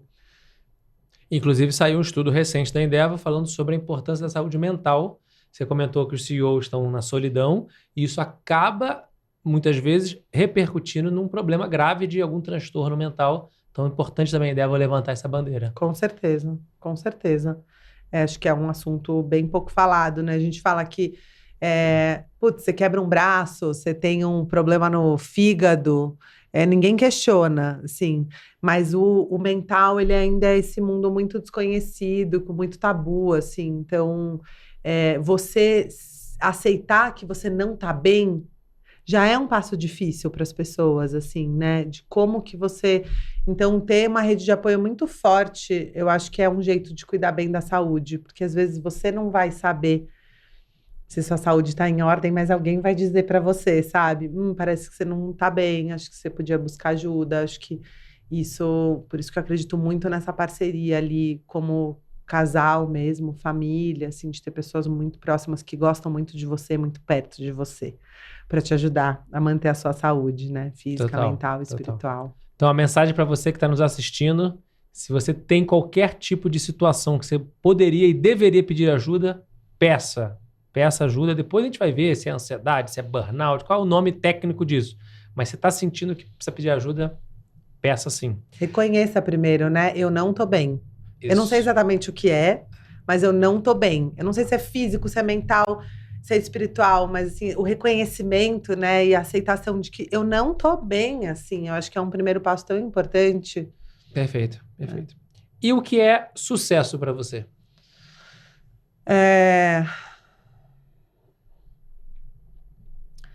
A maternidade mudou um pouco o conceito de sucesso para mim. Eu acho interessante, porque hoje sucesso para mim é ser admirada por pessoas que eu admiro. Então, é conseguir construir coisas que eu tenho orgulho, mas que as pessoas que eu admiro têm orgulho, né? E hoje, o sucesso para mim, ele vem muito dessa reflexão de que história eu quero contar para minha filha, para os meus filhos, né? De quem eu sou, de quem eu fui. E a história que eu vou contar é a história que eu vivi, e não, né? Não adianta eu contar uma história, é o que a gente estava falando, né? Não basta falar, tem que fazer, né? Então, por isso que eu também tenho refletido muito sobre isso nessa próxima etapa ali, né? Que é que legado eu quero deixar como possibilidade, né? Como o que pode ser construído no mundo e o que eu deixei ali de legado ali. Então, é muito pouco uma visão financeira, assim, tem muito mais a ver com essa visão de construção, assim, de contribuir um pouquinho mais e deixar um exemplo aqui para as pessoas que eu amo, assim, especialmente os meus filhos. Muito legal. Conforme você foi falando, eu fui refletindo que uma certa parte da nossa vida, o sucesso que nos ensinaram tem a ver com ter. Você falou questão financeira, patrimônio, ter. Aí depois migra um pouco para essa coisa do falar, né? Então, não adianta só você falar, porque você precisa fazer, e do fazer chega no ser. Então, essa migração do ter, falar, fazer, e no final das contas, nossos filhos olhar para a gente e perceber que o ser, que nós somos, aquilo que efetivamente transparece. E a Índia fala, eu aprendi muito sobre isso na Índia, os mestres espirituais no geral falam muito sobre isso, que é assim, não tem problema você querer ter coisas, mas essas coisas não podem, você não pode depender delas, né? Então é isso, você pode ter, mas com o desapego total de saber que isso não define o seu ser, né? Que o seu ser, quem você é, a sua essência, ela é muito maior do que isso e ela independe de qualquer desses itens materiais, assim. E eu lembro que um dos momentos que eu fui mais feliz na minha vida, tipo, que eu tive quase que uma realização, assim, um momento de felicidade plena, que é tão raro, né? Porque a gente tem momentos de alegria, mas esse preenchimento, que é a felicidade plena... É a próxima pergunta. O que é felicidade para a Camila? Então, tem uma coisa de felicidade plena mesmo, né? Porque você pode ter momentos de felicidade, mas nos ensinamentos espirituais se fala muito da equanimidade, que é você aprender a não... se abalar com coisas ruins porque elas vão passar e não se apegar às coisas boas porque elas também vão passar. Então, ao invés de você ser um pouquinho mais uma linha reta ali, ao invés de ter tantas oscilações de altos e baixos, né? Então, a equanimidade, para mim, é um começo da resposta de felicidade plena, que você busca muito na presença, nos exercícios de meditação e etc. Mas a felicidade plena é algo que te preenche em muitos campos. Para mim, isso é a felicidade. E ela só é encontrada dentro, não tem fora, assim. Então, isso foi um dos meus maiores aprendizados de experiência mesmo. Então, não é né, porque o Vijnana, a sabedoria, só vem da experiência. Ela não vem do conhecimento. Então, você pode ler sobre o fogo. Você pode saber tudo sobre o fogo, você só vai saber o que é o fogo a hora que você queimar seu dedo. Até lá, é uma coisa hipotética. Então, é isso que é a meditação, é a experiência da presença, né? Não é o conceito da presença.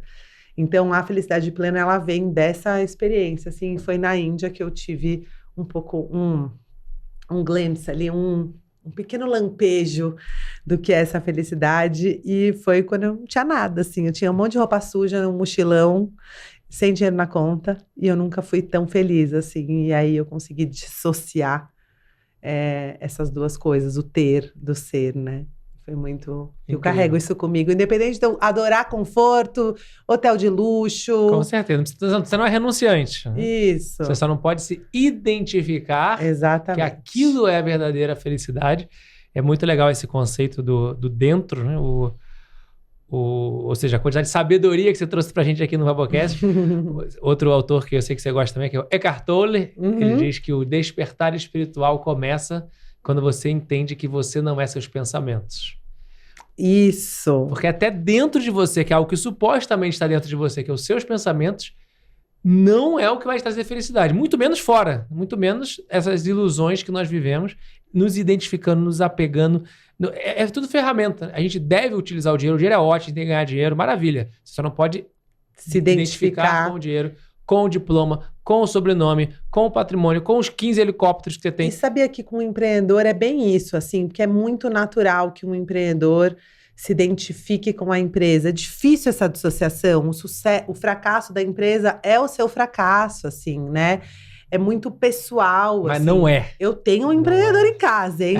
É muito difícil essa dissociação, assim. É um exercício super válido, que é o observador e o observado, né? Exatamente. E é muito legal, quando você começa a meditar, você faça o exercício em casa, 1 minuto. Bota, cronometra, tenta, 5 minutos, não importa.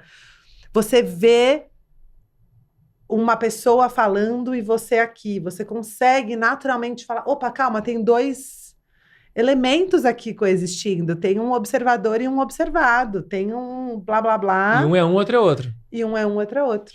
Pois é um exercício bem válido. Essa palavra equanimidade que você trouxe, a palavra... A tradução é até meio difícil de... Eu demorei para entender esse conceito. Em inglês seria even-mindedness. Even-mindedness seria a tradução equanimidade. Mas tem uma sabedoria forte aí. Tem a sabedoria forte aí dessa desidentificação. Desse não enganchamento, inclusive é a minha nova tatuagem aqui do braço. Não me enganchar. Unhookable. Unhookable. Não me enganchar, não me identificar nas histórias, nas crenças, nas críticas e nos elogios. Equanimidade. Muito importante. Senhoras e senhores, Camila Junqueira, espaço livre aí para deixar seus contatos. Novos projetos, falou bastante dos novos projetos que vem pela frente. Mas se alguém quiser te contactar, é LinkedIn, Instagram... LinkedIn. Ó, gente, é o seguinte. Novos projetos. Meu projeto principal é o Tito. Eu vou tentar não desaparecer por 6 meses. Não prometo. Mas eu tô tentando fazer um exercício de estar mais presente mesmo no LinkedIn. Acho que tem bastante gente que já me segue lá, me acompanha. Acho que tem várias coisas legais para trazer. Assim, o exercício da escrita... É um exercício de materializar um pouco o que a gente pensa e conseguir compartilhar e gerar identificação nas pessoas, assim, né? Porque naturalmente você fala algo que é muito seu e tanta gente fala, nossa, eu sinto a mesma coisa, que bom que você trouxe. Então, acho que é um exercício interessante que eu tenho feito. Então, hoje, como eu não tenho novos projetos, terei vários novos projetos, mas hoje acho que me acompanhem lá no LinkedIn. Vou deixar na provocação para Camila aqui, ó. Provocação. Ai, meu Deus. Provocação. Para um projeto novo, não agora, esperar passar essa fase inicial do título, mas já pensou você registrar em forma de texto, artigos ou quem sabe um livro, esses 12 anos que você viveu? Você vai contar a história do terceiro setor, da diversidade, da multiplicação, da questão dos conselhos, da reforma tributária. Tudo que você viveu é um capítulo desse livro. Nossa, é muita coisa mesmo. Fica essa provocação. Né? Você vai ler meu livro? Com certeza. Você vai dar 10? Sem dúvida alguma. Sem dúvida alguma. Ó, deixar aqui um presente pra você, que é o meu livro pra você. Eba! Meu livro. Um presente aqui, uma lembrança do Vabocast. Obrigada, querido. Muito obrigada. Esses presentes aqui do Vabocast são um oferecimento da Tangram. Mandar um abraço aqui pro Prieto, nosso patrocinador aqui do Vabocast. Dá uma olhadinha na descrição do episódio. Você tem 10% de desconto na sua primeira compra na Tangram. Líder em presentes e brindes corporativos. Agradecer também Mari Dias, Bruna, Gui, todos os nossos queridos amigos da GUP, que é a nossa patrocinadora em Empresa Endeavor, patrocinadora aqui da segunda temporada do Vabocast. Se você também quiser ser cliente GUP, dá uma olhadinha aqui na descrição do episódio. Tem 15% de desconto para você também transformar a sua gestão de pessoas. E agradecer, pedir para você deixar a sua mensagem final. Foram muitas sabedorias, muitas mensagens, mas que mensagem final você deixa aqui para os nossos queridos ouvintes e espectadores do Vabocast? Um grande resumo. Boa, vamos tentar fazer um resumo de tudo, que é... Se a gente está falando de People Skills, que é sobre isso, né? Que é o podcast. É sobre isso. Eu acho que talvez o elo que una tudo que a gente conversou aqui tem a ver com essa busca muito interna de se reconhecer. Saber quem somos, né? E aceitar mesmo. Que eu acho que quanto mais velho a gente fica, melhor a gente fica nisso. Que é não ficar brigando tanto com coisas que são traços muito únicos de quem a gente é e da nossa personalidade, que por vezes a gente fica brigando com eles, sabendo que a gente sempre tem que melhorar, mas a gente só melhora o que a gente tem consciência. Então, um primeiro passo de aceitação muito grande de eu sou assim, eu sou uma pessoa que não se planeja, eu sou uma pessoa que é mais livre mesmo, que não sei o quê. E aí, e saber que tudo tem a luz e a sombra, nada é só ruim ou só bom, né?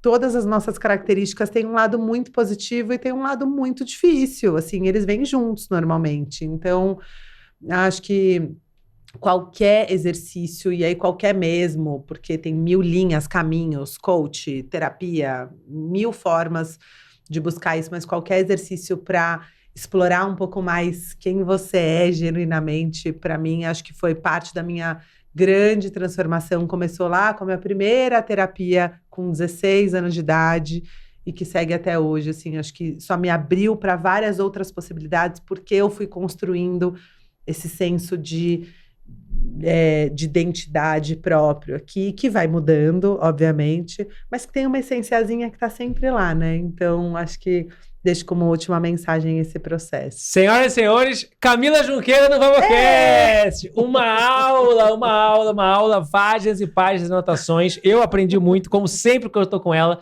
Se você gostou do Vabocast, não esquece de avaliar aqui para você poder deixar o seu feedback e manda para mim lá no Instagram, Vabo23, qual foi o principal insight que você teve e te vejo no próximo Vabocast.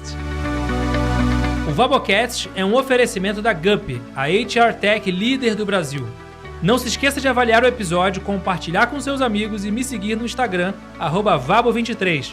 Até o próximo Vabocast!